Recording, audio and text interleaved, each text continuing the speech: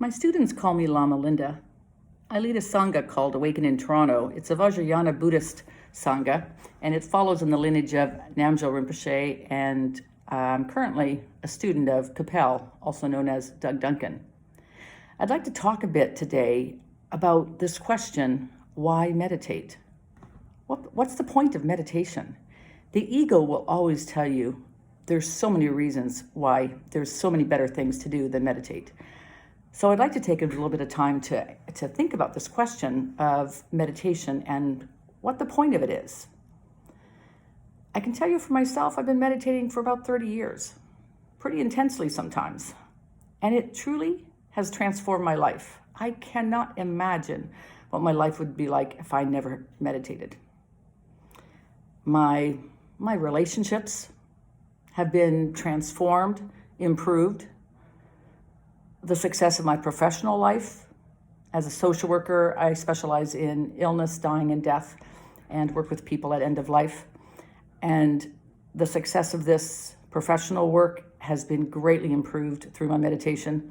And my health has also received great benefit through my meditation practice. Now, if you do research anywhere online, you'll see there are lots and lots of research studies, lots of evidence for exactly how meditation improves your health, your life. And for those of you interested, you may want to do a little bit of Googling and find out, the specifics of how it helps and why it helps. I can say for myself that there's 3 areas that are often delineated in Buddhism that it has drastically affected. And these are known as body, speech, and mind. So at the body level, we know that meditation greatly improves your general markers of health, such as your blood pressure, lowers your blood pressure, decreases stress, increases emotional regulation. This is a huge thing. And meditation really helps us regulate the feelings, the emotions we have, and allows us to be much more in charge of our fight, flight, fear responses. It also really helps in speech. Now, speech is all about the way we talk and communicate with others. And when we meditate, it actually helps us give more thoughtful responses. It helps us be more loving, be more compassionate, show up differently in our relationships. And then the mind is also an area that is greatly helped through meditation, regular daily meditation, and the mind becomes more spacious, more open, more accepting, more tolerant, more non-reactive. We use this term spaciousness, and we think about spaciousness sometimes in different contexts in quite a different way, but I really find this word spacious a helpful word in understanding the benefits of meditation, because spaciousness just opens things up and just kind of teases them apart, shows them in a way that can be slowed down enough to actually notice it.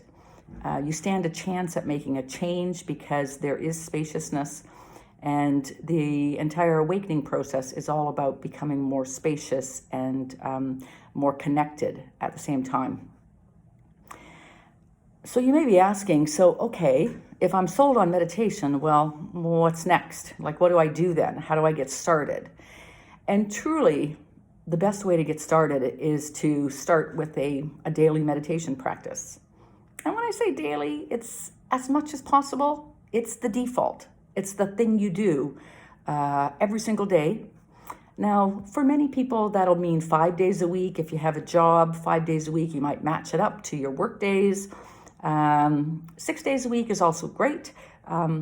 Most teachers will say it's good to have a day off. The day is not to party and go crazy, but the day is really about integration and making sure that you don't get too tight to your routines. You want to attend to your routines, but at the same time, you don't actually want to be so rigid and strict. And so doing it 5 to 6 days a week is really good. And often it's about something like 30 to 50 minutes. Now, many people will kind of balk at that and say, yeah, I could never do that. I don't have time. And they may start lower than that. But 20, 30, 50 minutes is a good daily meditation practice. And then add to that daily practice some intense times, some steady times. Often these are in the form of silent meditation retreats. And, meditation is like a little bit like a muscle. It's a muscle of the mind. And it is a muscle of the body as well, but it's in the form of sitting still. But really, it's really helpful to begin in small increments, feel successful, get used to it, and then from there you can lengthen it, you can extend it. And so similar to the daily meditation practice that might start with 5, 10, 20, 30 minutes and then extend, you want to do the same with retreats. And you might start with a weekend first. And after you've done a couple of weekends, you might say, I think I'm ready for a week long. And a week long will feel very different from a weekend. And then from there, you might say, I can do 2 weeks. And many people will extend beyond that over time. And it's significant to do some really long retreats, maybe a month, maybe 2. A lot find something really happens in those multiple cycles. So 3 months is really quite a great meditation retreat time as well. And one of the reasons why one does a daily meditation practice as well as these extensive silent retreats is meditation is not like a pill. It doesn't give you fast results. It's important that you be realistic about the results and recognize that it takes time for subtle progress to happen. And if you only do it for a short time, you don't really give it the benefit to see what kind of results might happen. And some people will also find that as they get started with meditation, it can feel like you're going backwards, because the first thing that often happens is you begin to realize how crazy that mind is. And when you start to listen to the thoughts, notice the feelings, be aware of the body, it can be a little freaky, because you might discover what in Buddhism is often called the monkey mind, which is just a mind that jumps around all the time. It's the restless body that just can't sit still, that thinks it's going to freak out if it can't move. And feelings that seem to come out of nowhere, maybe even in the middle of a meditation when absolutely nothing is happening and there's a feeling that arises. So it's really important that no matter what comes up, you practice this spacious mind, this accepting mind that just allows whatever is to be, and you notice it, and you don't judge your practice as good or bad. And if you have busy practices, that doesn't mean stop. It means you're on the right track. You're noticing, and you just continue on. And it is progress to continue meditating and to continue the repetition of a practice long enough to begin to notice that there's changes. And it can be interesting to kind of not have expectations about what those changes might look like. We talk about how with meditation, there aren't direct results you're aiming for.